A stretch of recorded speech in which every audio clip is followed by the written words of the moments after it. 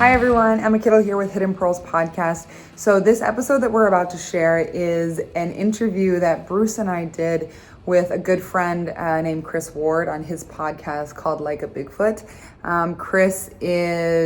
We met him when I was in high school. I was a senior and George was a freshman, and Bruce was coaching football at West High School, which is where I went in Iowa City, where George and I both went.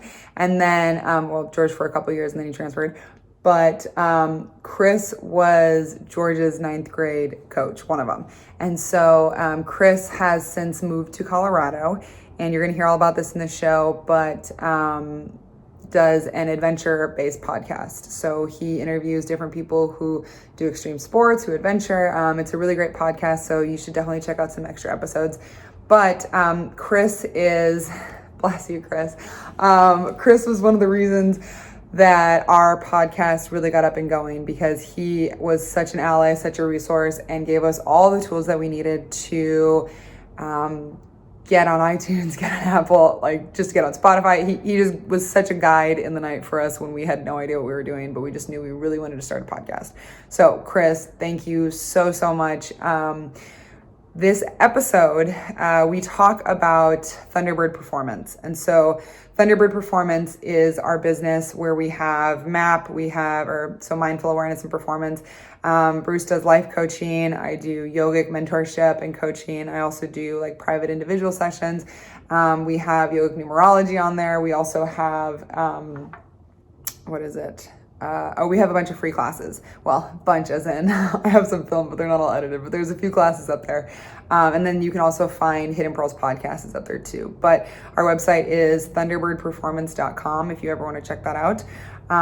So this episode is just about what we wanted to build and create, and kind of the legacy that we want to continue to leave, or that we want to eventually leave, and that we want to build right now, because we believe so wholeheartedly in everything that we do. And this is actually what launched and what created the framework for Hidden Pearls Podcast to be what it is now. And so Thunderbird Performance is really the backbone and the structure of all of that. And so you guys can check it out more on our website, but then also listen to this podcast, because I feel like we could have talked to Chris for hours. It was so great. But yeah, I just wanted to share this. Chris, once again, thank you so much. We feel so lucky that you were so involved in getting Hidden Pearls Podcast started, because you really helped it to become what it is today. So thank you guys for watching. Thank you for listening.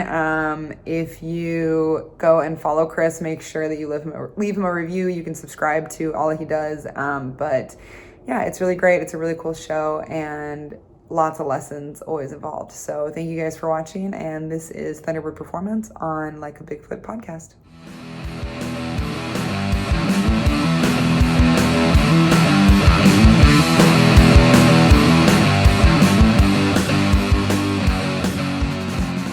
All right, guys. Today I am joined with some amazing people.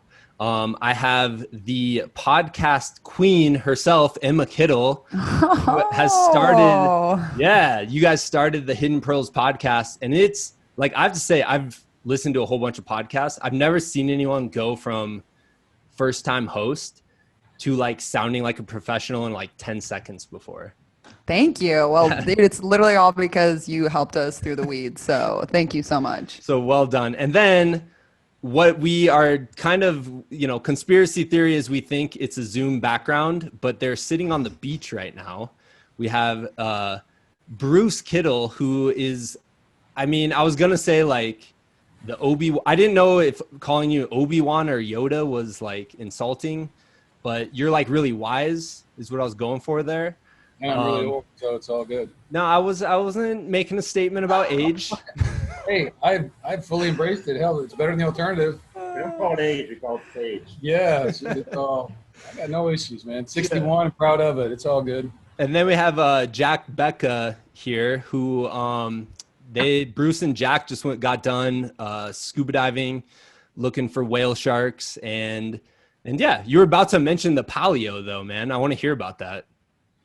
Well, let me do an intro. So Jack is George's agent. Okay.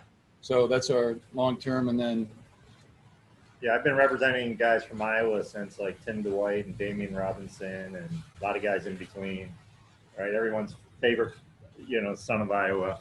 And Jack or Betcha. now, it might be George now, but anyway, yeah, so, I work hard, but 1 month out of the year, I try to get some traveling done and look for great things to do, like scuba dive. He here. says 1 month out of the year, but he I lives was like, that's bull. I'm calling Like, that. couple I'm blocks- calling bull right now. Literally, So- whenever I text back, I'm like, yo, where are you? living in Oh, Alaska except Turkey. for 1 month of the year. Like, You are right, full okay, of it, my man. pretty rough. You're All gonna right, make it. so maybe a month and a day. I don't know. Maybe like a quarter of the year. Jack, how you doing? Oh, good. I just swam in the ocean. I'm good. I'm just coming back in. But yeah, okay. Oh, I'm just eating dates on the beach in Turkey. What's good, Em? You need anything? No, I'm good. Thanks. Like, Turkey's a work call. Yeah, I have an office over there. So, but anyway, That counts, the man. Palio. So the Palio is about a 500-year-old horse race that's based in the square in Siena, Italy, right? And if you ever been to Siena, it's got one of the most pristine, intact squares, which isn't square. It's like oval and on a 45-degree angle, right? So inside Siena, there are 17 neighborhoods, also called contradas. And so for years, every neighborhood, and each neighborhood has a flag, like one's the wolf or the owl or the snake or, the bird or something like that. So there's like 17, and they're very competitive all within inside. And so, I don't know, 500 years ago, they started a horse race inside the square, and it's just grown year after year after year, decade, century, to where it is so competitive.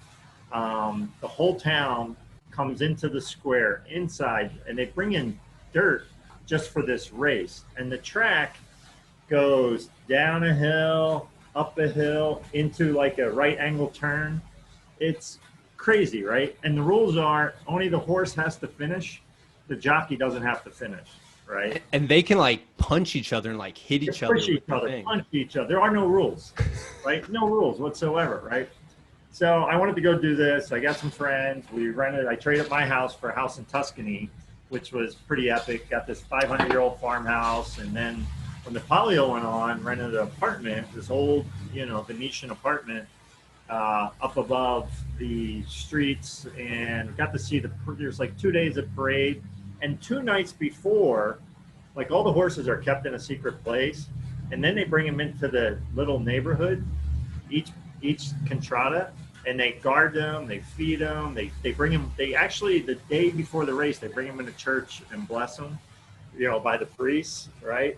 So there's so many things going on. But one of the coolest things, the pregame, their tailgate party, they'll have, if a contrada has like 300-400 people in it, there's tables, about 5 tables, like 50 yards long, with just wine and pasta and singing, from 6 at night till like, 6 in the morning the night before. That's not right? amazing, man. And they don't really allow tourists in. So through a friend of a friend, the guy we rent the house from, we got in. And this event, there's such a buildup, and they only go around 3 times. So the race lasts like 3 minutes, and there's jockeying for position, and they literally just pull a rope down, and the horses go in different directions. Guys are elbowing and fighting, and the place is in chaos. Everybody's representing a neighborhood. And then once the winner crosses the finish line, the whole neighborhood just converges onto the track, piles over each other, carries the jockey off. No one knows what happens to the horse. But and then they are the king of the whole town for the whole year. And the energy, the excitement, the pageantry, the history, like each little town within Siena has its own museum, right? Wow. The food, the wine. It's one of the greatest things I ever did in my whole life. That's amazing, on my man. bucket list, and I'd love to go back again, but I recommend if anybody could ever do it, put it high on their list. Yeah. Did you ever see there's this show on Netflix about these like wild sports? I think it was called like Home Game. Yeah. Did you see this? Yeah. Did you see the Italian like rugby MMA thing? Yeah, anything goes. That was wild, man. Yeah. And then there's the what was it, like the Mongolian almost like a polo match where they had to throw like a pig into a barrel. Yeah. Yeah, or the sheep. Yeah, they're kind of running around a sheep, and they're like trying to steal it from each other.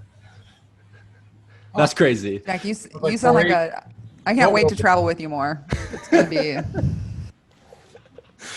Jack, when you described that about lining up and elbowing, it sounded like a bunch of agents at the NFL Combine. Yeah, pretty much. Kind of the same deal. More like at the Senior Bowl. Yeah, Right. for sure.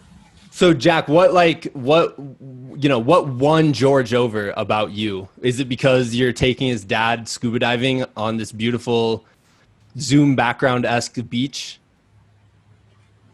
Well, you bring a guy like Bruce to scuba diving because he's got all the details. Jack, scoot up a little bit. Scoot up a little bit. See, Yeah, he's got all okay. the- Thanks, got all- Emma, because I'm like Midwestern, and I'm like, oh, should I say anything? Anyway, Lean in, big dog. Let's go. Repeat the question again.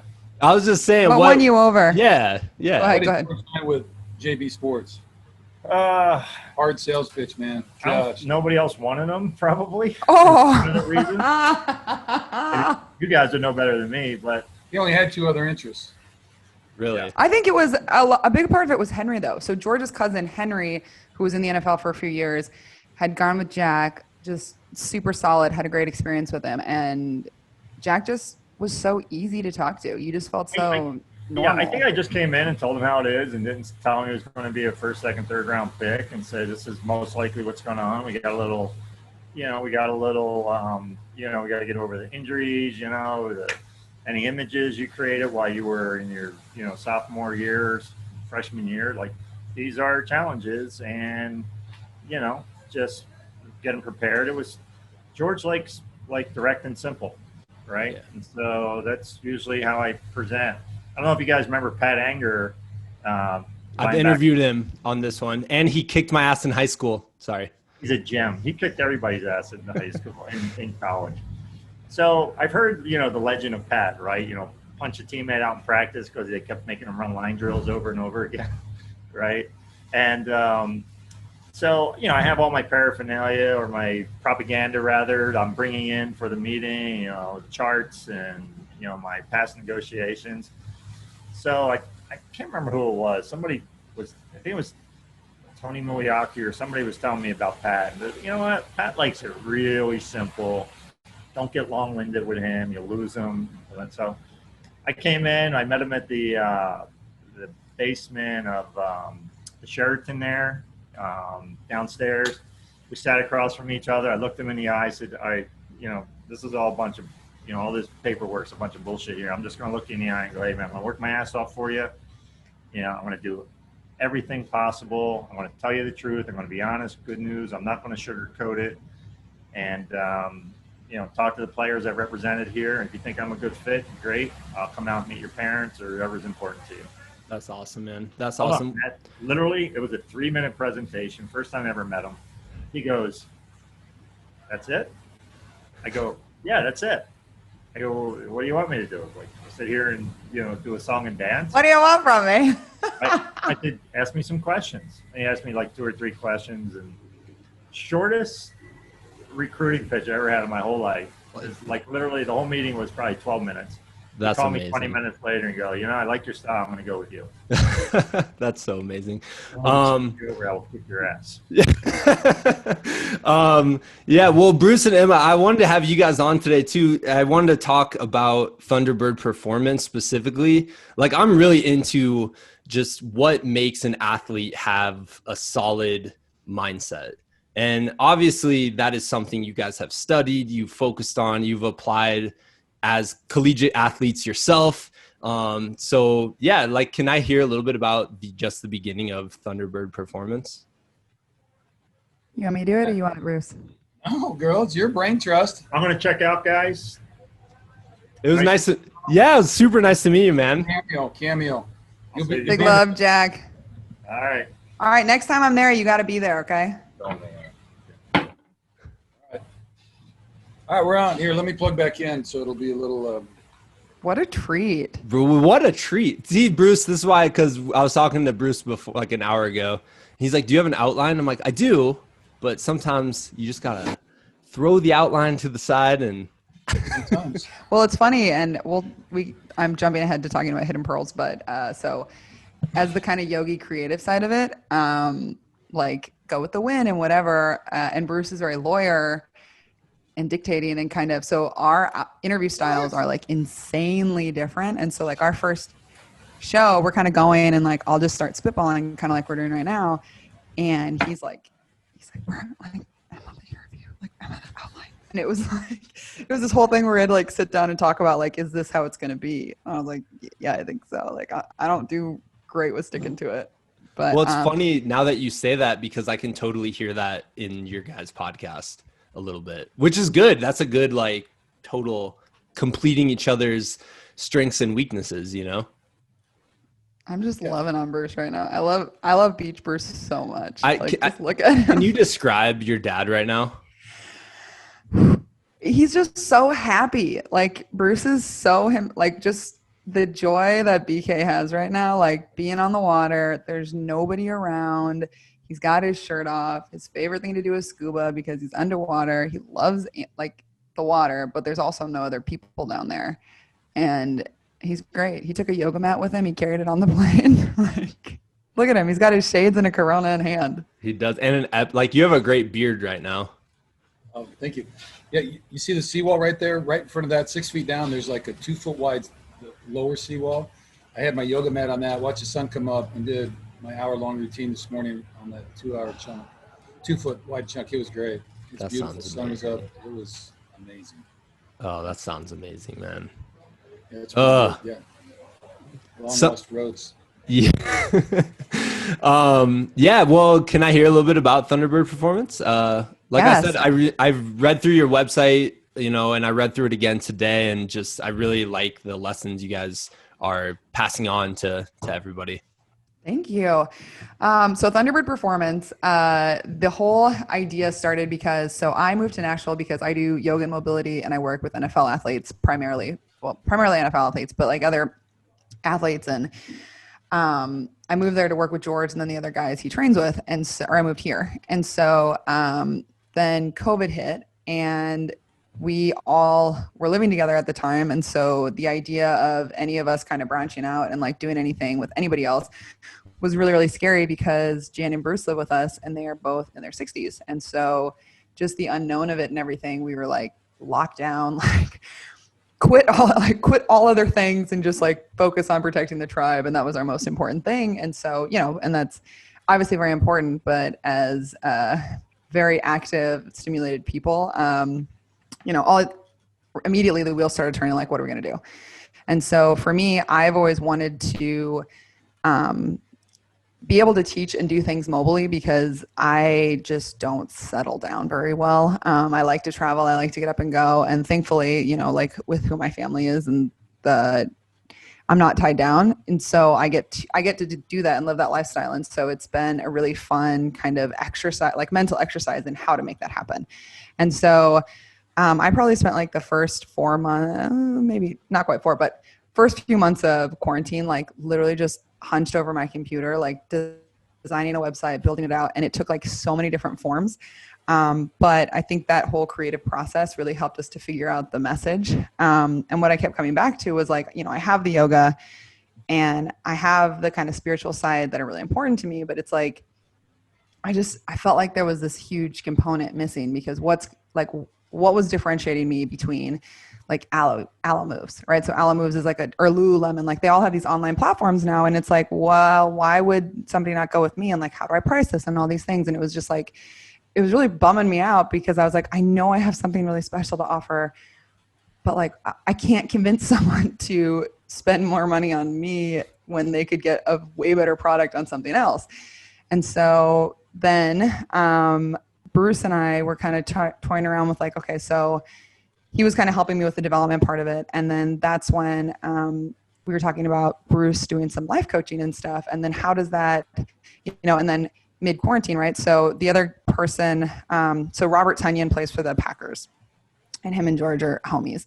And Rob has lived with us for the past 2 years. And so Rob and George started going through this kind of mental coaching practice. And like, when we talk about mental prep and everything with George, he's already like George and I have both just been kind of like raised into that. Like we always did visualization. We always breathed. Like I have this vivid memory of Bruce setting up a tent on our yard and sitting in like having us all sit in there and just breathe and like literally shut out all other distractions, like just kind of wall us in and like taught us how to be still. And I think, you know, learning that from such a young age and having parents who like the majority of things that Bruce gives me are like spirituality books or like daily affirmations or things that I can use concretely to train my mind. And so what we wanted to figure out was like, okay, so we have all these things that are obviously working for George, you know, and he's not only playing well, but like mentally he's thriving and he's just himself. So like, how do we refine this and use it for other people? So then that's where BK came in, and he actually went through and completely has constructed his own curriculum called MAP. So so I'll let Bruce talk about MAP, but it was this kind of like extra component that I feel has completely transformed what Thunderbird Performance is, because it's not so much just about like healing a physical ailment, you know, like with yoga, or like obviously I think yoga is very mental and spiritual and emotional and all the other things, but like sometimes you need that bridge between spirituality and football. And having BK, I wish you guys could see him. I think, Chris, you should take a picture of Bruce right now, because this should be the cover of the podcast. Okay, hold on.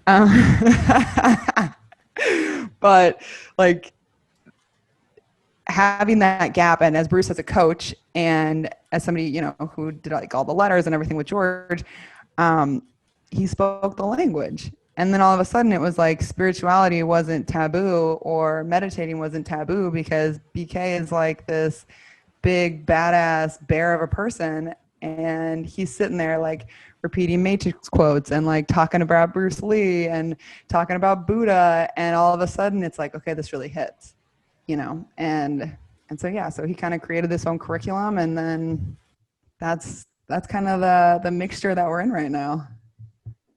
Yeah. I mean, that's what really fascinates me. It's the combination of the physical and the mental, because it's so much of both. Like any sort of athletic thing, you have to have both those components dialed in. I feel like you're just like leaving so much on the table if you don't think about that, because as an athlete, you're not just like running routes and you're not just catching things. It's like, what happens if you mess up on a play? Like, how do you mentally reset? How do you get back into the game? How do you find the joy in it? How do you like fall in love with the grind? And that's not like, that doesn't just happen. And what we always say to our athletes, and like even on our podcast now, is, you know, people want when shit hits the fan, right? I don't know if we can swear on your podcast. Sorry if we can't. You can say shit for sure. When shit hits the fan, like if you don't already like, you can't just expect to be like, okay, like we in the zone, like I'm oming out, like everything's groovy, like I can just breathe through that. Like that's when you're like, everything goes out the window. And if you don't have a practice in place, like you're screwed. And so that's what we always try to tell people. Like, so when you're going to step on the field, right? And dude, my favorite is, so George has his, and Bruce will talk more about this, but we always talk about activation, right? Or like activating and stepping into your alter egos. And so for George, he has the Joker tattoo, and then he has the Master Chief tattoo, and they both mean different energies to him. But like, okay, so we all remember the Saints game last year, right? Right before he goes out and literally drags 3 guys, right? We get that play, 3rd down, end up winning, going all the way to the Super Bowl. It's like, it gives me chills just to talk about still. George is standing on the sideline. He does our 4-count breath. You can see him. He goes in, 2, 3, 4, out, 2, 3, 4, slaps his activation, steps on the field, and just balls out. And it's like, it's this whole like crazy, like sciencey, it's so cool, because it's like the mental side checks his emotions, and then it checks his physical side, and then it just flows. And it's like, it's that whole be like water, Bruce Lee thing, you know, you just step in and you go. That's so cool. I definitely wanted to ask you guys about alter ego. I wrote that down here. That play, I was upstairs with the kids and we were watching the game, and my wife just goes, George just made a big play. And I was like, oh, okay, cool. I'll be down in a second. She's like, no. You need to see the replay of this. And I was like, oh, okay. And then I went down. I'm like, oh, he just made the play of the year? Or you didn't say that. I should have been the play of the year. Did you see what they gave the award to anyway? I didn't. Like the little, It was such a bummer. And no shame to no hate to the Dolphin players who won it, because that's dope. But it was like a couple kickers who just like tossed it across, and I was like, It was a fake punt in a game that didn't. it was a fake what? Yeah. Like a Bigfoot play of the year from 2019. Appreciate that. Yeah. We'll tell him. I will tell him that. Yeah, Bruce, I want to hear about alter ego. Is this something that you did? Is it for both of you guys as collegiate athletes? Is this something that you did intentionally when you were playing, or is this something that you've kind of developed recently? No, it wasn't. I did not do that. So, my earliest days, like as a player, I really got exposed to it. I mean, I kind of read about stuff, but I wasn't very serious about it. But playing at Iowa, so Coach Fry was really big in visualization. And so that was really where he forced it. So every pregame, after we'd warm up, we'd come back in the locker room. And this is, remember, like his first couple of years there, we were winning, and they'd had 20 losing seasons and all this stuff, right? And there's a lot about just, hey, remember, everybody puts their pants on one leg at a time. They're all 18 to 21 years old, just like you. There's no difference and all that kind of stuff, trying to normalize all that. But then he would come in and then he'd turn off all the lights in the locker room, pitch black, and he'd do like a 15-minute guided meditation. Or scoot forward. Oh, sorry. He'd do like a 15-minute guided meditation and just, let's see yourself playing, visualize whatever it is that you do, and just kind of walk you through all this success, and then the last 5 minutes would be Iowa wins, Iowa wins, Iowa wins, just like. And I think, in the beginning, some of the guys thought it was really hokey. Of course, I pretty well bought in right away because I like all that shit. But so that's really where, and then I just saw the power of it, because it was like, we were, I think, improving. We were getting good players, we had good coaches, and so you could feel we were getting better. But the mindset thing, he really was able to kind of tweak and change with that, and got people like, hey, why not us? Why Michigan? Why Wisconsin? Why is anybody? We're working harder than anybody else. Why don't we win? And so then it finally got to that point where he kind of flipped the switch. So that's really where I saw the power of visualization. I really felt it in my own play. I was playing offensive lineman, so but it was the same stuff. Your first set, aiming point, hand placement, all that kind of stuff. And just seeing it in the game, looking, visualizing the stunts, pickups, all that kind of stuff, and just how it just made the game slow down, and you could just kind of get into that flow zone and kind of go with it. So that was my first thing. And so Emma told the story about, so she was kind of tweaking because we're in COVID, it's shut down. And so she's just like brainstorming 24/7. And like, I thought she was going to have an anxiety attack because she could so Emma and I, so we're different, but we're kind of the same in the way, like my dad's an engineer, and his world is like on the line and just linear. It's like, I think Emma and I see the world like our solar system, like here's an idea and it's spinning. And it's spinning around another idea, and both of those are spinning around another idea. Like everything is interconnected, and it's like, so which is great because having visionary kind of ideas like that is really good. But it's like your whiteboard, all of a sudden you need a 10 by 10 whiteboard, and it's just massive, and there's so much shit there. And then it's like scaling it down to get it like, okay, what's the real business concept here? What do we have that we can really do, and how do we make this really work? And so that's where we came up with Emmy did the movement kind of stuff and all of that. And then as we were working on that, so that my piece, so then it was just evolving. So the role with George, so those guys were doing it, and then really intentional with George as he was getting older, and then at Iowa, the letters and all that kind of stuff I was doing, and there was always stuff about visualization and breath work and all that kind of stuff. And then, honestly, I got to go back to Emma, because what year did you pass your yoga certification? It's like, I want to say like 2006, 2015. I was going to say 14 or 15, but yeah, 14 anyway, or 15. So Emmy, and so like I always kind of done some meditation and all that kind of stuff, and I screwed around with yoga, but we really hadn't gotten into it. And then she did hers, and so of course she made us come to her first class, and like, dude, I was down because it was hot yoga and it's like a sweat, and it's just. Chris, have you ever been to Hot House Yoga in Iowa City? I was wondering if that's where you got Spiritual experience. Mm-hmm. Yeah. So shout out to Maureen and all the ladies and guys there. Love Maureen. I would leave there and then go to class, and I don't remember if I showered, so I might have been a smelly guy in class. I don't remember, but I remember I would just be sitting in class so zenned out, and I was like, is this because I'm just incredibly dehydrated right now, or is it because I'm like in tune with the world? Well, the great thing is it doesn't matter. Yeah. Right. Doesn't matter. Because that's the point, is that the fatigue, and it calms everything. And so when you're doing the meditative work with the movement of the body and the fatigue is involved, you can avoid the fatigue, you can avoid the challenges through the breath, and the mind carries you. And then in the end, that's where you find it. So anyway, so then Emmy was kind of talking about that. And then over the years with George, and then, kind of got recommended that maybe I'd work with a couple guys that, that he would know. And so then I started thinking, well, I need to get a little bit more, formal about it. So then I'm just finishing my certification for life coaching, just to kind of have because the other thing, Chris, I'll say is I was motivated too by working with players. So last year I was signed up to take my agent certification I've always read the collective bargaining agreement as a lawyer and all that kind of stuff, but thinking about, because I see players come in and, and they play 4, 5, 6 years and they don't have supports. They don't know how to, deal with their money and all that kind of stuff. And then they leave and they're back where they were before they got into the league. So part of it is I would like to think I can contribute not only to helping players play better, but just, make sound decisions, so because no matter how good you are on the field, the rest of your life is chaos, right? You can't be successful. So we try to look at the entire athlete and kind of picture all that. And then on our stuff, so with COVID, honestly, when I really got serious about it, I kind of wrote out this program. And I will say, Todd Herman's the guy who wrote the Alter Ego Effect and really formalized this notion about having alter egos in all kinds of life settings, and did a great job. The book is fantastic. So and then I've done his online stuff with him, and still on the mailing list, all that. So I'd certainly give a lot of credit to Todd. I've kind of adapted it. So when Em and I kind of got this thing rolling last, April, whatever it was, and we incorporated.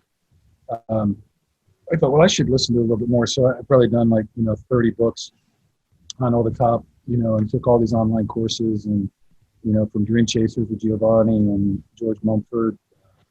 He did the Bulls and the Lakers. I want to cut in while you're talking about this, and then also say, can you please get closer to your computer, because your microphone doesn't work. Like, we can't hear you at all, and you're sitting outside on a beach.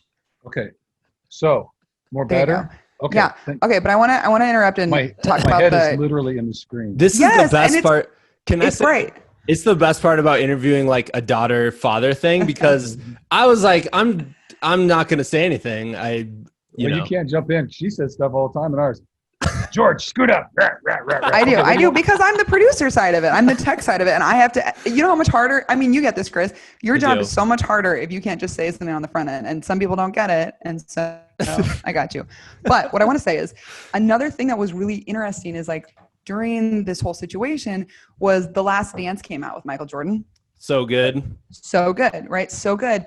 But then we're sitting there and and then they start talking about working with George Mumford and all of his story. And like, he has a great book. Bruce has done a couple of his courses, has worked with him one-on-one, done that type of stuff. But it was like one of those situations where you see someone who's kind of like doing exactly what you're doing, except they're being really successful with it and like have turned it into a business. And you're like, wait a second. Like, isn't that exactly what we're doing with NFL players? Isn't that our whole model, except we don't have a business behind it? And so we're sitting there, Bruce and I are like looking at each other like, love you, man. Oh, bye, Jack. Small chance might be back in a few days. Okay. Love that. Would love that. Why would? Yeah. Jack's got to come back. Oh, yes. Okay. Never mind. Okay. What a dog. Sorry, guys. No, but Bruce and I are like sitting there looking at each other like, this is what we want to do. And I think it's really interesting, because when you see somebody who's doing what you want to do, right, you can either get inspired by it and kind of, you're going to get inspired by it, but you can get kind of put off by the idea. Yeah. Or one time somebody said something to me, they're a photographer, right? And you're kind of like, oh, there's so many artsy fartsy people out there. Like, why would I want to go and pursue like an artistic career? Like, there's so many people out there doing it. And they just looked at me and they're like, are you going to tell a med student not to become a doctor because there are already other doctors out there? And I was just like, oh, I'm such an idiot. Or not an idiot, but it's like, you have to hear it in the right space.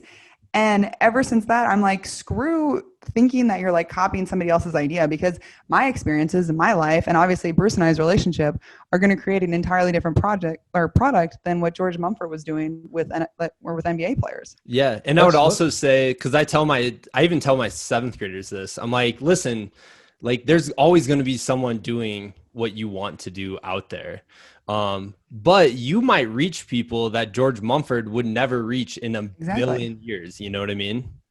Well, we might We're do in an that. entirely different sport, and we're like, wait, who's doing this in the NFL? Like, Yeah. I don't know. I mean, well, Well, there actually, are- now we do know. Now we have Yeah. found them because we did research. But Yeah, there are people, but honestly, though, think about this. So, I mean, think of the assumption there, underlying limiting belief that's behind that thought process. That because there's other people in the venue, then there's not space for me. And so somewhere, right, we were told in our Midwestern upbringings, oh, there's a whole bunch of really talented people out there, and we shouldn't push the envelope, and be happy, be who you are, and all that kind of shit. And that is complete bullshit. And somebody fed you a complete line of crap. You have to. So that's a lot of the work that I do with players is digging in to, they have assumptions. We call them assumptions, gremlins, underlying beliefs, limiting beliefs, whatever, negative self-talk, all this kind of stuff, and they all came from somewhere. Aunt Myrtle told Billy, "Oh, you're never going to make it in the NFL." Bruce, what is up with you and Aunt Myrtle? This is the second time we don't have an aunt or a grandma Myrtle, and you keep bringing her up. Like, well, I figured last night on the podcast, you were talking Aunt about Myrtle. Is there? I don't know. no. So Emma had to get rid of her limiting belief that we couldn't get into this venue. And so it was pretty cool that way. So I was just kind of pointing that out. Anyway. Yeah. Have you guys, there's a book, I have a recommendation after reading on your website, like 29 books recommendation. It's called The Icarus Deception by Seth Godin. And basically the idea is Love Seth Godin. so good. But the basic idea is, the whole fable of Icarus flying too close to the sun on wings of wax. And he's like, the idea is like, don't shoot so high or your wings are going to melt and you'll fall into the ocean. But his whole point is like, if Icarus was flying too low, he was going to crash into the ocean too. Like why not just shoot high, in that sense? Yeah, but here's the thing. When you fly that close to the sun and the wings that were wax melt off, you didn't know it, but you have another set of wings beneath them that are heat proof, and you just fly into that whole new dude. That's the thing about it. You have to stop being the person you are in order to be the person that you should become. Yeah. There's just no way. That's Joseph Campbell stuff. You know what I mean? And Joe was so big on that you have to give up the life you're in order to lead the life that you're destined to have. There's no getting around it. And so many people are so afraid to get too close to the sun because what if I fail? Because every time you fail and regroup and go again, you're that much stronger and you're better and you're wiser and you're going to get there. And maybe it morphs into something else, but it doesn't matter. So I think it's all good. So we need to melt wax wings. And that's part of the mission. Melt the wax wings, and you have to trust that there's something else coming in to replace it. And there will be, no matter what. All right. So anyway, the short story is then during the 3 month of COVID in the summer, I cranked all these courses. I was on the Zoom, like I'm doing my life coaching. I got 4 Zooms a week with them. I got 3 classes. That's about all I did. And then read books and all that stuff. So then I synthesized it all down. I created this, what I call the 8 steps or 8 stages to mindful awareness. Which we talk about in every episode of our podcast. So if you haven't checked those out, that's a little free plug. Yeah, so we do one of them each week. We just kind of talk about them. We do a quote in there just to kind of inspire folks. But it's more of a framework, and it's kind of linear, but they all overlap. But it just gives us a chance to kind of talk about all those things. And so I found when I went through all that stuff, there were a lot of things that I believed in already. And then I found a lot of overlapping, consistent themes. And then I found stuff that, it made more sense for me to put it together the way I did. And so I really liked the framework. And then between like George Mumford, Todd Herman, and 2 or 3 others, Pete Rozelle and Dr. Gervais, they work out of the Seattle Seahawks net. They've got a new course out, and the book is great. And actually, I got to give a shout out to Kevin Hart. He wrote a little book called The Decision. It's fire. It's really good. And if you like, he's MFing and dancing and laughing and taking phone calls from friends and shit. It's really wild. But it's overall is very comprehensive and it's very well done. So anyway, I took all that stuff and in about 3 months, just kept writing and writing and writing and writing. Came up. It's kind of a 13-stage curriculum as part of it. And I really like it. So I'm still kind of working on doing that. So, but I feel really good about it. I think we can, and then so we've had a couple more referrals through the NFL guys. And so I'm not really rushing to get too far with it, just kind of working into it and kind of test running it and all that kind of stuff. And I don't know how busy I really want to get anyway, because I have other things to do once in a while. But anyway, I like it. And so it's really fun and it's really gratifying. And it's really hokey though. Like I'm big into quotes. I make, little credit. It's not hokey. With all their little affirmations. Our business is not hokey. Hold on. I have some right here. Okay. Yeah. Show them some of our. Hey, well, while you're getting those, I have to say, I heard that you're like a whiteboard nerd. or something, like you're a guru of whiteboards. So I put one up in my office, and I stole a quote. You can kind of see it right there. Yeah. Okay. I stole a quote from your guys' website, which you stole from Fun. Aristotle, which just says, excellence is not an act, but a habit. And that was my quote this week. I've been writing new quotes up there every week. Now, actually, Aristotle didn't actually say that. Oh. I had in one part of them there, and then I corrected it later. And now I can't remember the name of the guy, but he was an author. So you're saying to update the website? Well, everybody attributes it to Aristotle, and then I was just actually looking for the quote, and then I found this little article that this guy wrote, and then he had always quoted it to Aristotle, and then he finally realized he found out that it was somebody else that actually said it, but it was based on his readings of Aristotle. Gotcha. Anyway, now I can't remember. But I'm crossing out, and I'm putting Bruce Kittle under it. Well, Yay! There we go. Anyway. All right. So this is one of the cards that we make these cards for our players. I'll read it. But so if y'all haven't seen The Matrix, the first one, it's my favorite movie ever. But so this is the fight with Neo and Mr. Anderson, and Mr. Anderson goes, wait, Neo is Mr. Anderson, right? Yeah, Agent Smith, I think. Agent Smith. That's what I'm trying to say. And so Agent Smith goes, why, Mr. Anderson? Why? Why do you persist? He goes, because I choose to. And then at the bottom, we have a quote that says, life is a choice. Each day, each movement, each breath, it is all a choice. We choose who we will be, what we will think, how we will live, what we will fight for, live for, and eventually die for. And if that's hokey to you, then you find your own little way to get through life, because I'm going to stay hokey and I like what we're doing. But then we have these little cards and we laminate them. I love the combo of like ancient wisdom with pop culture. And I think it's super effective, honestly. And just even that right there, I mean, I'm like, dude, that's how you reach anybody. Because people are like, oh yeah, I know The Matrix. And then you're like, yeah. And then here's a quote from some like ancient stoic or something.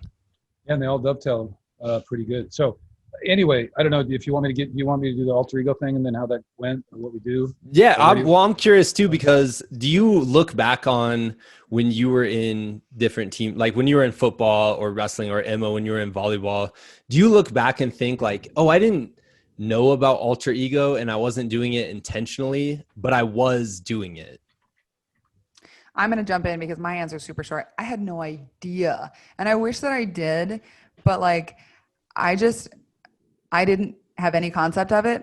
But now, obviously going through this process and, you know, Bruce and I kind of like refining it and talking about it all the time. I feel that like I have been trying to like adapt my alter egos in like how do I do this with business? How do I do this in my relationships? And like having that, because I don't compete anymore, you know? And so like, I don't really need an alter ego. I mean, like I love to like get crazy in the gym, you know, like take some pre-workout and just go wild. But at the same time, it's like, it's just a different, I don't need an alter ego to do that. Like I'd like just be being myself when I do that. But like when I'm sitting down to do like business, or I have to be a CEO, I'm the president of Thunderbird, BT dubs. So like when I think about that and how my company, right, Thunderbird Performance, I hired Bruce as my VP. He's a baller VP. I'm on thin ice though. I always tell him I'm going to fire him. But like when I think about that, like what are we doing? Like how are we growing? What are we like? I lay awake at night thinking about that, and I have to get up the next day and be like, okay, CEO, like what are the president moves? And for me, as somebody who didn't go to business school and who didn't like take any entrepreneurial classes or like website design, like I kind of dicked around in that, like with that in college, but like not really. Like a lot of what I do is like YouTube videos and figuring it out for myself. And it's like I have to think about the type of energy that I want to channel. So I didn't really do that in sports, but as business and entrepreneurial things, like I have to think about that really hard. Yeah. What about you, Bruce? I never called it alter ego. So we certainly did kind of mental prep and you visualize and do all that kind of stuff, especially at Iowa. And then, you know, I wrestled at Iowa too, you know, so I had years with Dan Gable, you know, and he was a guy that his mental thing, and he never would call it an alter ego too, but he, you know, he talked about getting to that place, you know, where nobody wants to be on the mat with you, you know what I mean? And it was really true. Like guys were like totally different human beings. And then you'd walk in that Iowa wrestling room for practice, and it was like a freaking fist her out. You know what I mean? It's like a death match. And same thing when those dudes took the mat, you know, I mean, Gable had him in a place where like and caged, whatever. And he knew how to get people on leash. And it's really an art because he did it himself for so many years. And so I got exposed to all that kind of, but we never thought of it the same way. Because it's a little bit different. Because I think the notion, and this is even disputed currently in like the mental, prep field. So like George Mumford doesn't believe in alter egos. Because he would describe that as kind of faking it till you make it. And he because in his book he talks repeatedly, like you're the same person that's going to be at the free throw. And so he talks about this as being in alignment. So he has his 5 truths. And so, but you have to live within alignment, which I totally agree with. But I don't really agree with him that, Bruce Kittle's that NBA player, that it has to be Bruce Kittle on the line. I don't believe in that. And I don't think it's faking it because you embody a different personality. And the belief is that it creates a level of cognitive dissonance between any of your limiting beliefs about who Bruce Kittle is and whatever you created. That thing on the free throw line is whoever it is, like George's Joker. That Joker doesn't have to answer to anything that George Kittle has ever told about any limitation or any failure he ever had. Lean forward. The Joker is free to just completely kick your ass. And so that's what the alter ego does. So it creates this cognitive dissonance. So the backpack of bullshit that we carry around with us that limit us, and we can't, I can't do that. I'm not quite good enough, or I missed the last free throw. Joker didn't miss the last free throw. Whatever it is. And so when you create that thing, so like for me, I'm professionally an extrovert, but socially more of an introvert to some extent. Like you go to a party, right? I tend to get 2 beers, sit over in the corner with the guys drinking tequila and don't really, that's as far as I get. I won't work the room, shake hands, do all that. Partly because I have to really work at remembering names and all that kind of stuff. But, so I went in going through this, I decided I have to be intentional about not doing that because in my mind, I'm telling, I don't remember names. Oh, I'm not very good. That's all bullshit. It's all limiting beliefs. And the energy that we project, we create our reality. I totally believe that. So I had to change the rules around that. And so I created a social kind of alter ego for me is Jack Black. So remember, I think is it the movie The Holiday? Is that the one where they switch houses, from LA? Okay. And then he falls in love with whoever comes from England and all that. But in that one, so Jack, like he's got some weird characters, but in that one, he's like super bubbly, social, really friendly, he walks in, he's really kind to everybody and all that kind of stuff. And I'm like, okay, I don't need to be a dickhead. That's not who I really, like sometimes I don't, like, sometimes I prefer not to be around too many people, but there are times when I need to do that. So like we'd be in the car driving to something like that and Emma would go, Dad, and I'd go, yeah, I'm Jack Black. And she'd be like pimping me, like kind of saying, okay, don't leave Bruce in the car. You're going to be Jack. It's not even like, and sometimes it's not even in the car. It's like, don't let him we'll out be of the at house. some place and I'll go up and like put my hand on his back and be like you Bruce, are you BK right now or are you Jack Black? Like who are you? And he'll be like, Emma. No, but it's, you know what? It's really good though, because it is just an attitude and a mind shift. And so then I can activate Jack, and I go through that little process and I can shift it. And it's like, who cares if I remember what, or just go around, be kind to people and figure it out, and it's all good. So anyway, Sure. So the alter ego. So what I did is, so after going through all those courses, and then I would still say it comes back to Todd Herman's book on the alter ego effect, really is I think the core, volume on that. And then took some of his stuff that I have and kind of reworked it and tweaked it and developed that into, but that's only, in my 13 steps, that's like step 10 or 11, you know what I mean? But that's way down the line once you're working in the mental awareness stuff. So because there's a lot of background work to do, shadow work, and negative self-talk, and developing affirmations and all that kind of stuff. Yeah, I was curious, like you keep mentioning like ditching limiting beliefs. How do you get your athletes to, leave that's so much easier said than done too. It's just like, you can tell someone a million times, like, you're amazing, you're super good at this, but unless they actually believe it. Yeah. So there's a structure. So my belief system is that, so you have thoughts and beliefs, and those thoughts and beliefs create your emotions, and then emotions create the actions. So those thoughts and beliefs that are there about, I missed that free throw when I was in 8th grade, and I'm never going to make another under pressure free throw, whatever that is. And so when I first start working with an athlete, I've got an intake form, and then we go, and then one of the first things we do is that we work on negative self-talk and limiting beliefs. And so I've got 2 or 3 things that we have them do, and it's, and so some, and I've lost some guys that they weren't interested in doing all that much work, because it is a lot of work. So we do with that, and they have to really dig and go down and say, okay, what am I really telling myself? And so when we look at an action, then we can backdrop it.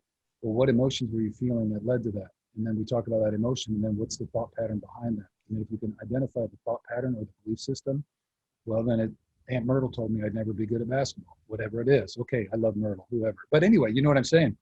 And then, and it's not so much finding the source. Sometimes there is a source. And so sometimes it might have been a coach in ninth grade. You know, it happens all the time, Chris. You know, that's like. I hope it wasn't me in ninth grade. No, it wasn't. But like, you know, when I was at the high school jobs I've had where I've gotten to work with junior high coaches, I always tell them, try to get people to get better, have a ton of fun, make sure they come out next year. Yeah. Right? Don't lose anybody, because we don't really care in 6th, 7th, and 8th grade if we win or not, right? It's about have fun, affirm them, love them. That's all it's about. That was so much my philosophy when I was doing that for a few years. I was like, man, let's just have a good time. Let's have kids feel good about themselves and like this sport, you know? Like I always rated my, junior high and middle school coaches based on the number of percentage of guys that came out the next year from that team. Yeah. So if we had 100% from that, then I think the guy did a great job. Yeah. Or the woman, so whatever it is. So, anyway, so where were we? I was just rambling on there. So anyway, so so if we can identify, so then what we do is we make them write out every single one of the negative beliefs, limiting beliefs that they have. And then we got to dig around where they came from and all that. And then we rewrite, we got a process with visualization, we rewrite them into positive affirmations, specifically addressing the negative self-talk. And there's a lot of work in there, because you really have to unpack what they're thinking, where it came from, how it impacts them, and really help them understand where it all fits in. But like, if you can go back far enough, right, it's just like, like one brick is out of alignment in the foundation. If you can go back and pull it out, clean it off, remortar it, put it back in, the house is good, right? So it's kind of the same thing. And a lot of times there's only like 2 or 3 of them that are really deep, and that's really what's messing with them. And then once you spin them, so then we work them into positive reframes, and then we do a whole nother exercise on, so then we do goal setting on what they're not performing at the level they want. And once we write out those goals, then we write affirmations for achieving those. So then you've got your negative self-talk spin, positives, then you got your affirmations to achieve goals. And then in your this is where the meditation yoga comes in. So I try to get all of them to yoga. Some do more than others. Try to get all of them to do meditation, because Emma's greatest, and she's always telling this, but like, if you don't practice it right, your breath work, in the moment of crisis, when you need the center, when you need the reset, you won't have the power.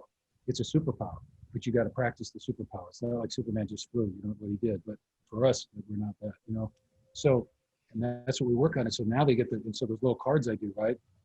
Then we put them everywhere, and they list them. And so normally most of my guys, what we recommend they do is like in the morning, they should read through all of their affirmations, either before or after the meditation. I like it before. Do their meditation, and then close their meditation out with a visualization on at least 1 or 2 of them. So they're visualizing whatever that affirmation talks about. So they got to see it in their mind over and over and over, because again, we create our reality by the energy that we project and the vision in our mind. So if you want it, whatever it is, you have to see it over and over so much that you'll find it and then you are. So anyway, okay, I want to add something in that. I think like something that we always hear from our athletes with is am I echoey? Does that sound okay? No, you sound, okay, yeah. We're good? You sound amazing. Oh, thank you. Okay, so something that we always hear from not just athletes, but like other clients, and like even Hidden Pearls podcast people will like message in and talk about this, like, how do I heal this? How do I heal that? And something that I am like, I just believe in it so much. And I think Bruce, he always uses a cave example, but people aren't broken. Like, we're not broken. I mean, maybe we're all a little messed up, right? Who's not? But yeah, we raise in our hands. But like, you can't go in and cut that out. You know what I mean? That the way to heal is not by like, if something's wrong with my arm, I'm not going to cut it off. Or like, if something's wrong with my psyche, right? Like if something is wrong with this childhood memory and I have this loop, this pattern, this karmic shit that I am just running around in and I can't get past it, cutting that out of my life and pretending that I wasn't 5 or that I didn't go through high school or that I didn't have traumatic experiences, that's not going to heal me. And the worst part about it is that some people go into that thinking that's how they're going to heal it. But those challenges and those traumas, as like terrible as things can be, those are where all your strength and your lessons and the wisdom is going to come from. And so something that we really try to focus on is like people think that they're so broken that they have to just cut this out, and like they get really rigid about it and like very structured. And it's like, yo, you gotta soften, because at the end of the day, like your body doesn't want to be tense. Like your nervous system doesn't want to be stressed. Your body doesn't want to be inflamed. You don't want to be injured. And your body, and really, if you learn how to listen to it, knows how to heal itself. And so Bruce always talks about, I'm going to let you tell this story, Bruce, but like going into the cave with a flashlight. And we always say, Bruce is like your guide through the jungle. And sometimes he has to use, and we try not to use a machete. Sometimes we have to use a torch when we go in and light the way. But yeah, tell him, Bruce. Well, I mean, it's tell him really true. loud so that everybody can hear you. Okay, so, but I think the point that she's saying, though, some of this negative stuff that we have the idea that we're going to exclude it, but what you resist persists, right? And that trauma is there, like Emmy says. And so I think it's all about embracing it. You know, you have to, the obstacle is the way. I mean, there's just no doubt. So what's his name? Ryan something. Ryan Holiday. Yeah, the big stoic dude. And I love his stuff. He does a great job. I think he's kind of over marketing a little bit, but that's another thing. Can't blame him for monetizing, right? But anyway, but I sure like his stuff. But I think the obstacle is the way, and it's a great book. And but it's that belief system. So it's like, you know, and I don't know where I heard this, but you know, all those things are like a big house, right, with rooms in it. And some of those experiences we shut in a room, and then it's just in that dark room, but it doesn't just sit there, right? It starts, you know, the walls start to decay, bad things start to happen, and all that kind of stuff. And you got to go in. And that's Joseph Campbell as well, right? He always says, you know, the cave that you fear to enter holds all of the things you want in life. And it's really true. And so you have to open that door. You have to embrace what you're afraid of. You have to, whatever that obstacle is, it is the most focal and direct point to achieving what you want to achieve. And so when I hear that from guys like, I'm terrified of this or that or whatever, then, oh, hey, there's Jan. All right. She goes, wait. Does Bruce not have a shirt on? I'm going to get a call about that. Anyway, and so that's where we go with it. And so and you just have to like, you just overlove it until it becomes, once you integrate it back in. Overlove it. That's it. You got to love it. Right. And then you integrate it back into your whole being. And once it's integrated, then you're all healed up. You can take the mask off that you were wearing in order to protect that, right? And now you can be your authentic self. And so as we reach, you know, the confidence to become our authentic self, I mean, that's the MAP thing is, right? What do? We help people mindfully discover and express their most authentic self. I mean, that's really the heart of it. And so that's what we're trying to do. But like the cool thing about this is though, like in the whole like alter ego state and all the things, like your healing process doesn't have to be complete for you to be great. And I think that's what's super cool about the whole alter egos thing, because like for George, like, yeah, George is dealing with other stuff, you know, like this whole injury brings up a bunch of stuff for him. And, you know, like injury is hard because now he can't go out and perform. But let's say like, you know, you're dealing with something at home or like in a relationship, like that is baggage and that's heavy stuff. And you can't pretend that that's not there. But what you can do with your alter ego is like when George is like, all right, I'm gonna step on, I'm gonna be the Joker. Like, you think the Joker gives a shit about romantic issues? Like, you think he's really worrying about what other people think about him? Like, you think any of that stuff is clouding his head when he's gonna go out and create that chaos? Like, absolutely not. Or like, I always love like Kobe Bryant and the Black Mamba. Like, talk about an instinctual creature who's just gonna go out and like wreak havoc. You know, like It's so great because you can be this healing being and this kind of sensual energy that needs to work on that. And you can still go out and do incredibly great things if you know how to turn it on and turn it off. Yeah. No, free yourself up. Right. Yeah, that's amazing. I feel like I got a chance like this. Is this what your guys like Thanksgiving dinner is like? Is this what you guys talk about? This is every day, dude. This is literally every day. Bruce will text me and be like, how much time you got? And I'm like, oh, let's go there, man. I got a whiteboard. Like, what's up? I got a notebook. I just bought a new journal today. That's Bruce. I meant to say that I bought a new journal today. I pulled up another one. So let me ask you this, Bruce, just as a dad, and this is something I've always looked up to you about, because I could just tell. I was like, when we coached together, I could just tell, like, obviously George looked up to you, and Emma, obviously she still wants to work with you and all that, make you vice president, which is hilarious. But like, when did you start kind of introducing these conversations and the goal setting and making them sit in a tent quietly? Like when did that come about? A little after they were walking, probably. I mean, I don't know when they started getting into organized sports, Yeah. and then it was kind of old enough. Like once we got past, totally non-competitive, but you kind of get into it, helping them, visualize and start to see things. So I mean, for sure, George is probably 5th grade. Yeah. I mean, that we were thinking about, see the ball, be the ball, and all that kind of stuff, or kind of the logo is, see it in your mind first and then be it, become it, all that kind of stuff. So see it, believe it, be it. And those 3 terms that we talked about for years. Yeah. Well, and it seems like you do it in such a positive way where, all sorts of dads want what's best for their kids, and want them to be able to be competitive in sports and stuff like that. But the way you did it always just seems so calm, but also like the message you're sending is a direct message where it's like, hey, like try these things, but you're doing it in like a very calm way. It's more like, I don't know, if it's like a cake mix, and you just put in a little bit more water or milk or like 1 extra egg, but you're still blending it, you can't really see the difference. Yeah. It's like the same thing. I think sometimes people, because one, you got to lead with love and make sure that you are, whoever it is, you're meeting them where they are, right? Because you can't take them faster anywhere than they're ready to go. That whole thing about when the student's ready, the teacher will appear and all that kind of stuff. And people are just going to keep getting the same lessons over and over until they kind of figure that one out. So all you can do is try to assess kind of where they're at, what they're ready for, and then just, throw small doses in. And sometimes it sticks, sometimes it doesn't. It might take a year, 2 years, or 3 years. But once they've heard it consistently and they kind of start, and they figure it out themselves, then they start to integrate it a little bit. So it's not like you can't take a big wrench and force somebody to all of a sudden be something different. It doesn't work that way.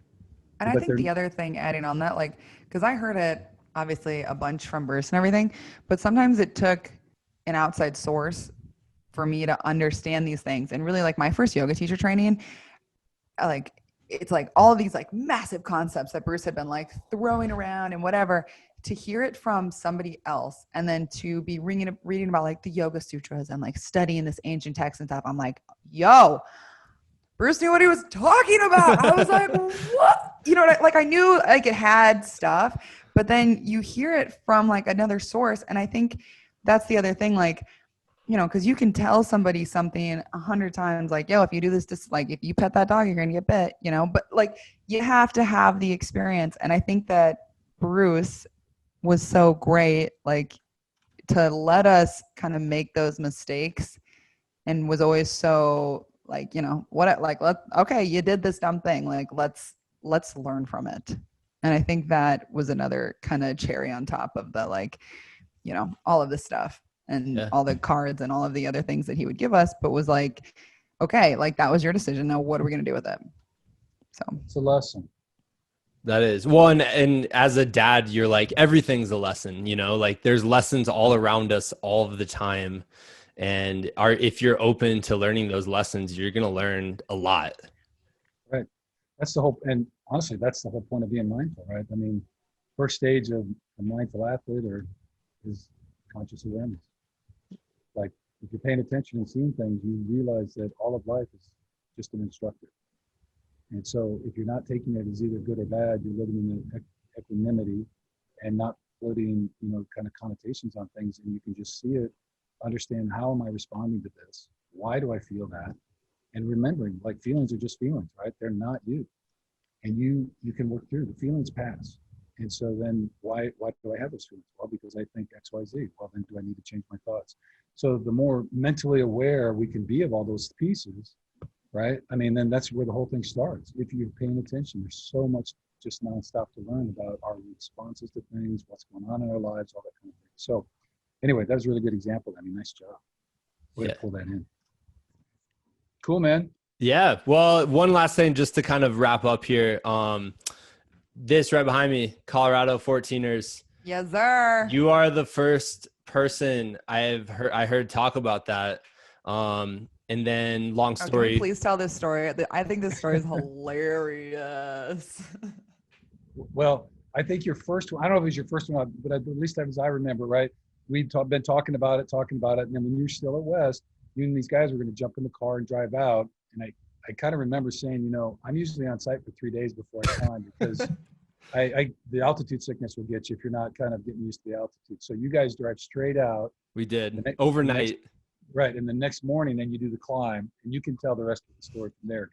And they made it to the top and I didn't. It was the biggest, like, imagine however old I was, probably like 21, 22, college guy out with his friends, and then having to put my ego aside and just sit there in that little hut on Long's Peak as they all wait. First peak you did was Long's Peak. I mean, that's what we did too, but like we did that too, but like Bruce, we had been in, you know, we had Bruce, like, you know, we had like 40-year-old Bruce like leading the way. No, I'm going up this mountain. You better not. I was like, you made it up to the keyhole. Yeah, I made it to the keyhole. That's where I made it too. Hey, high five. Well, we made it past, and then Emma's wearing these sweats with these little bad sneakers. Dumb. I was wearing the Then we got on the ledges right around the keyhole, and it was like, and I just like, I'm not doing this. She just was too little. I'm like looking over the edge. I'm like, oh, do people actually fall off? Like, how many people die? I'm like 13. And I was like, no concept of it. I was like, I think I'm actually pretty scared, Mom. And she's like, okay. She's like, that's it. Let's go. We are out of here. Well, so Long's Peak is actually the most deadly one. And it's because it's not the hardest technically or anything like that, but it's exactly what we're talking about where, you know, it's one near the Front Range. So people who have no experience whatsoever just drive out there overnight from Iowa and decide they're going to climb up it. Let's go climb Longs. And And it's not rated super tough. You know, it's like a 3, you know, so there's like 2. So it's like, it's not super hard, but it's hard enough. And the other thing is it's long. And then if there's any weather whatsoever, and then people, if you don't start early enough, because the ledges, and then the trough I think the trough is really dangerous because George and I, we had a really hard time because when we got it, the summer melt was still on. And it was like, if you went over too far, it was really wet. Yeah. And it was like, we did that a little bit and then we started to slip and we had to get back over in the free rock, you know, and climb it. And I was like, I kind of spooked because it slides down and then just goes off a ledge. I mean, like there ain't no getting back on that. And that thing is really tricky. So I think, you know, it's not like, you're right, super techy. You don't need, you know, ropes and all that shit, but there's some challenges to that thing. So the narrows are tough. I mean, it's a legit climb and I know people poo-poo it and all that shit, but such a great climb, but I also just will never forget climbing down it. So far, your knees. I'm like 13, and I'm like, my knees are achy, and like, what is going? Like your entire body is like so sore. The last 5 miles are they're just brutal. Yeah, it's rough. Well, and now I've done a handful, and I've done ones that are just as hard as Longs, if you know they're. Yeah. But I haven't gone back up Longs. And let's go back up Longs. Okay, let's go back up Longs. I'm in with you guys. But it's the only one I can see from my house. So it like mocks me every day when I walk outside. Oh, that's just sitting over there going, yo, Chris, dog. Come on, dog. What up, dog? Remember when all your friends made it and you didn't? Yeah. Hey, here's the one you got to think about. Last week on our podcast, we did Chris Long. He's got the Chris Long Foundation. And we did Water Boys. Yeah. And so for their fundraiser, because they work in Tanzania, they do a climb of Kilimanjaro every year. I would love that. And I don't know if they're going to do, they're not planning on a 21 unless it really clears up, but they are planning the 22 climb. Yeah, so for sure. Hold on, things are falling, but I have my buddy went up it. Yeah. Actually, you know what, man? Here's the connections, Bruce. You guys tell me about 14ers, okay? I fail on Longs. And then I come back out. Getting to the keyhole is not failing. It's okay. Quit it. I didn't fail on Longs. You didn't fail on Longs. I call it do it again. Fail is first attempt in learning. Okay. So that's what I tell my students. All right. We failed. We failed bad. So I come back and I do some 14ers. And then I take my friend Calvin out here to hike his first 14er. We do Elbert and Massive. Nice. And then that same summer, he goes out and climbs Mount Kilimanjaro and takes this picture. Wow. And then he decides he's going to climb all of them. And that like weird interconnectedness is because you told me about 14ers. So there we go. There you go. Ripple effect. Life's nothing but a lesson, right? Grandmother Willow over here. Yeah. So actually, Chris, the next 14er that Bruce and I really have our eyes on is Mount of the Holy Cross. that's on my bucket list for sure. And I don't know why I haven't done it yet, but That's what we I really did- want to do. I did the 13er that's across from the cross because I was at George, and then we'd done one the day before and he was too tired. So don't tell anybody this, but he was like 13 or something. I left him in the truck because he was just whining and crying. I said, fine, don't drive off. Here's the keys. Leave the windows down. Go to sleep. See ya. And I He's left 13. I left for 6 hours, and so I climb up the back of the 13er, and it was gorgeous. Yeah. But because the Mount of the Holy Cross, it's super long. It's like 12 miles up because And- it's got the huge dip going in, so it's like Yeah. climbing 2 peaks. It's really brutal. And can you imagine? So you go down 1,000 feet to start, you Yeah. go up the mountain, and then you come back and you have to climb that 1,000 feet back to your car. That would be rough. It's- That's Oh, like, right. Oh, I didn't Yeah. even think about that. Super harsh that way. Bruce, what was the last one that we did when we took Dane? Oh, the super easy one. Yeah. All right. Oh, But yeah, we went yeah. out. It's like right around Fairplay, Colorado. But we Yeah. went out and Was Bruce it is like, all Quandary? right, we had to go out. Jan had like a photo project on like a horse ranch somewhere. It was so sick. Yeah. But so we go out there and we're like south of Breckenridge. And so we're going to do this really easy one. And like, we're coming off of like Bruce doesn't pick easy ones. Like the ones that we do are like, and when we do easy ones, instead of coming back down the way that we came, we decide to hike down the back and then circle around the entire mountain. What was supposed to be a 6-mile hike down, like super easy, turned into Yes. 13. And we're like hiking through love it. bear territory. It was sketchy. that's amazing. Hell. But so this last one that we do, we go up it and there's still like, look at him laugh. There's still like a decent amount of snow. Right. This one wasn't sketchy at all, though. It was great. You're just like was hiking great. up. And this is the first time that I took my dog, Dane. And so Dane's about like 70 pounds.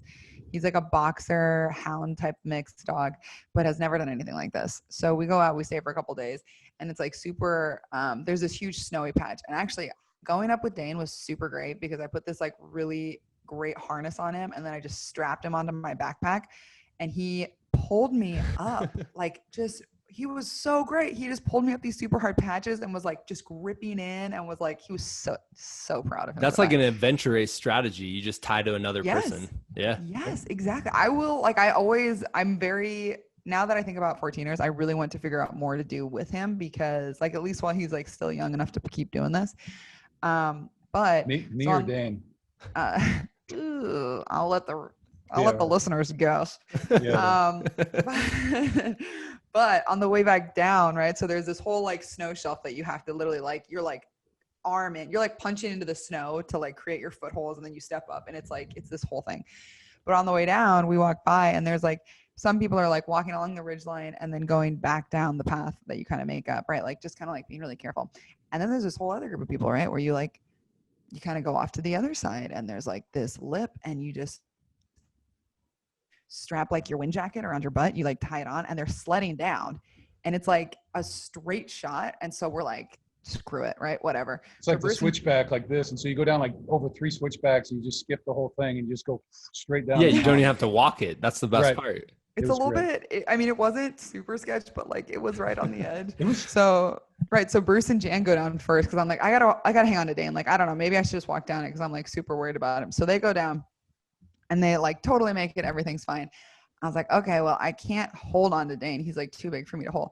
So I just let him off and I was like, all right, bro, like good luck. And he takes like 2 big jumps, runs and just leaps off of the ledge. And he makes it like halfway down, just like barreling down the entire mountain. I don't think I've ever been so proud of my dog in my entire life. Like and then I get on and like sled down, but it was like, there are some serious adventures to be had out in Colorado. There's too many. It's like almost overwhelming. There's so much I want to do and just haven't had time to do yet. Oh yeah. Which It's is good. crazy. But anyways, guys, we should wrap it there. A dog carrying you down the hill. Thank you guys for coming on the podcast. It was really a pleasure having you. And like I said, I have really been enjoying Hidden Pearls and everything you guys are about. Honestly, you're just putting good vibes out there and, spreading goodness. And at the end of the day, that's my goal at my core value is just how can I spread goodness to other people, and I think you guys really represent that, and I've learned that a lot from you. So Well, we appreciate Hidden you very Pearls- much, Chris. Thank you, man. Yeah, Hidden Pearls wouldn't be it would have found its way, but you like guys it would have wouldn't have. still crushed it. I'm Yeah, pretty sure. It would Be have found sure- its way, but you were the bridge to making it happen. So You like helped us all the avoid gear doing that the we have switchbacks here, all the way. like yeah, you would have been the With the dog switchback, and jumping. instead you were Dane. You made us Dane, and we got to jump off. It was great. That's Seriously, awesome. you made this process like so fun, and I like so much credit to you. So thank you. Thank you so much. All right, man. When we get out of COVID, we'll get to Colorado. Heck yeah. Please let me And know. we'll redo Long's Peak. I'm still scared. I'm not going to lie, but I can do it. Great. We'll alter ego it. And then we'll get up that damn thing. Yeah, I'll be a cliffhanger, Sylvester Stallone. There you go. Yeah, where can people find your guys' stuff? Just real quick before we let them go. You can go to thunderbirdperformance.com. So that has all of our website. It has our podcast stuff. It has all the map. It has yoga. It actually has a bunch of free yoga stuff on it too. So if you ever want to look at that, we're Hidden Pearls Podcast on Instagram or Thunderbird Performance on Instagram. I'm at eKittle. Bruce is at Coach Kittle 61 on Instagram. We're on Twitter, but that's my CEO hat. That's like not quite put on yet. I'm learning how to use Twitter. So you can follow us on that. We're Hidden Pearls Pod, I think, on Twitter. But yeah, if you ever like, also a little plug, if we're always looking for, so obviously we're about halfway through or a little past the halfway point of the NFL season, but we want to continue doing this and like think about doing things in the off season. So if there's like a charity or an organization or something that like any of y'all's listeners like, because our mission with Hidden Pearls is to share the untold stories of people who are impacted by social and environmental injustices. And so obviously this is an environmentally aware podcast. And so if there's anything like a foundation or an organization that y'all think we need to highlight or shed some light on, like please, you can message us at info@Thunderbird Performance. And we're always looking for just different ideas and ways to bring light and like just shed, also donate money, but also raise awareness around. So let us know. I love that about your show for sure. But see, Bruce, do you see she's a pro at that? He's really good. She's really good at that. I was like, hey, where can we find you? And she's just like, bam, bam, bam. So, all right, guys, we'll get back at you at some point. We'll do a Thanks, podcast live from a 14er. Hey, dude, I just got a mobile setup, so like I'm ready. I got Sweet. it. I got it. I got us. All right, Bruce, keep scuba diving, dude. All right, man. See you guys. Thank you. All right, bye, Chris. Thank you. Bye.